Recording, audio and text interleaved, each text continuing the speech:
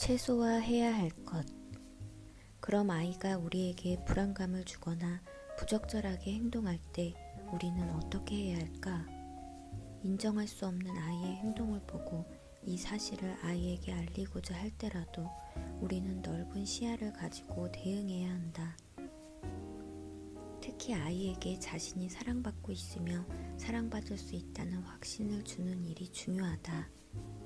그 목적은 조건적 양육으로 돌아서지 않기 위해서다. 이제 그 방법을 소개한다. 비난의 횟수를 줄여라.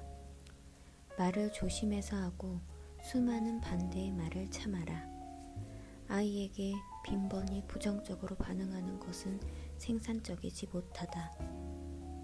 우리를 기쁘게 하는 일이 불가능하다고 느끼면 아이는 노력조차 하지 않게 된다. 반대나 금지의 말을 가려서 하면 우리가 진정 반대해야 하는 상황에서 안 돼라는 말의 가치를 높일 수 있다. 하지만 너무 잦은 비난과 반대는 아이로 하여금 보잘것없는 사람으로 느끼게 한다. 비난의 강도를 줄여라. 당신이 얼마나 자주 부정적으로 반응하느냐 뿐만 아니라 매번 어떻게 부정적으로 반응하느냐 역시 중요하다. 메시지를 전달할 때는 가능한 한 부드럽게 말하라. 부모라는 잠재된 권력 때문에 우리가 하는 말의 영향력은 엄청나다.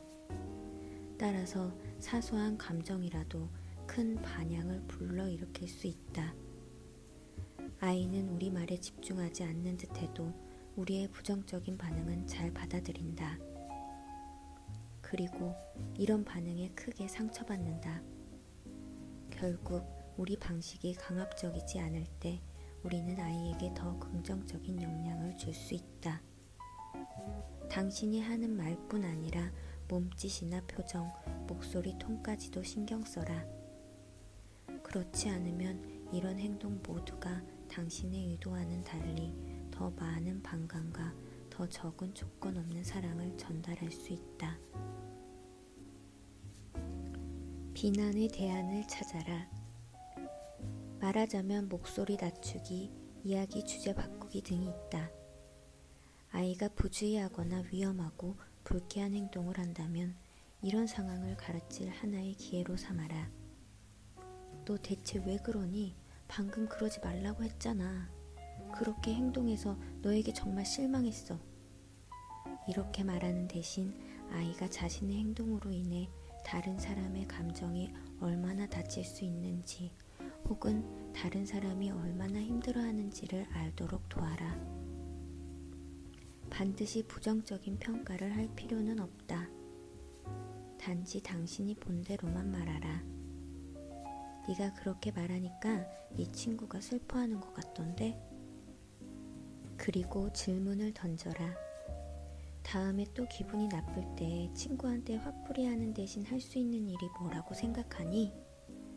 이런 말이 항상 효과를 본다는 보장은 없다.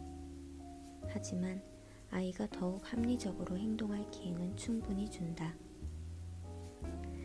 지금까지 언급한 내용이 당연한 것처럼 들리겠지만 우리의 목적은 아이가 버릇없는 행동을 하더라도 아이를 기분 나쁘게 하거나 특정 행동을 못하게 억누르지 않는 것이라는 사실을 우리는 가끔 잊는 듯하다. 우리의 목적은 아이가 생각하고 느끼는 방식에 영향을 미치고 아이가 큰 잘못을 저지르지 않는 사람이 되도록 돕는 데 있다. 물론 우리의 또 다른 목적은 그 과정에서 아이와의 관계를 망가뜨리지 않는 것이다. 당신의 간섭이 조건적 인정으로 받아들여지지 않도록 하는 가장 확실한 방법은 미움을 갖지 않도록 부단히 노력하는 것이다. 부모답게 행동하라. 이런 요청은 단호한 태도로 통제권을 행사하라는 의미로 사용된다. 하지만 나는 이 말을 다음과 같이 아이처럼 말하고 싶은 유혹에서 벗어나야 한다는 의미로 사용한다. 오, 그래? 네 방 치우지 않으면 간식 주지 않을 거야.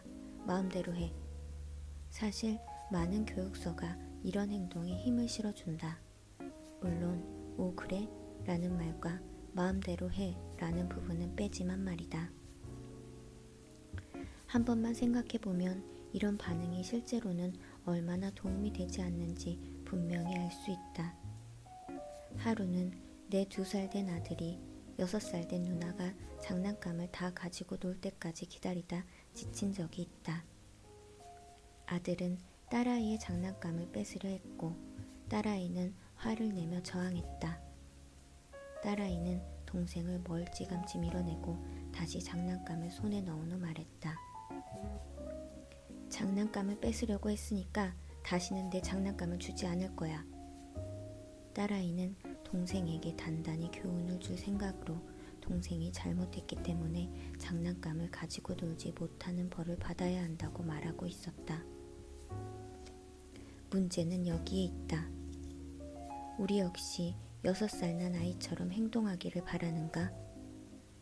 훈육 과정 중 상당 부분이 우리에게 이 같은 만족감을 주는 대가품식 반응으로 이루어져 있다. 부모가 된다는 것은 특별한 의무를 갖는다는 의미이며 이를 지키기 또한 쉽지만은 않다는 의미다. 내 아내는 아이를 위해 만든 음식이 남을 때마다 우리가 할 수 있는 일은 영양이 풍부한 음식을 다시 준비해 아이가 잘 먹기를 바라는 일뿐이라고 늘 내게 말한다. 이는 우리가 할 수 있는 일이며 설사 많은 음식이 쓰레기통으로 들어갈지라도 우리가 계속 해야 할 일이다. 조건 없는 사랑도 마찬가지다.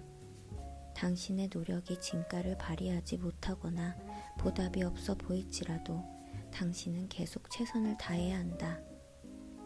때로는 아이도 애정철회와 같은 방식으로 우리를 대할 때가 있다. 아이는 우리가 보기에 하찮아 보이는 일인데도 배신감을 느끼거나 방해를 받으면 다음과 같이 말한다. 저리 가, 엄마 미워. 하지만 우리는 아이와 똑같이 행동하지 말고 침착하게 아이가 일시적 실망감을 표현했음을 이해해야 한다. 아이는 정말로 우리를 미워하는 것이 아니다. 가슴 아프게도 학대받는 아이조차도 학대하는 자기 부모를 계속 사랑한다. 우리는 여기에 함축된 비대칭 관계를 절대로 잊어서는 안 된다. 아이와의 관계는 같은 힘을 가진 두 어른의 관계와는 다르다. 아이에게 애정을 철회한다는 뜻을 조금이라도 보이면 엄마 미워라는 외침이 당신에게 미치는 영향보다 훨씬 더 큰 충격이 아이에게 미친다.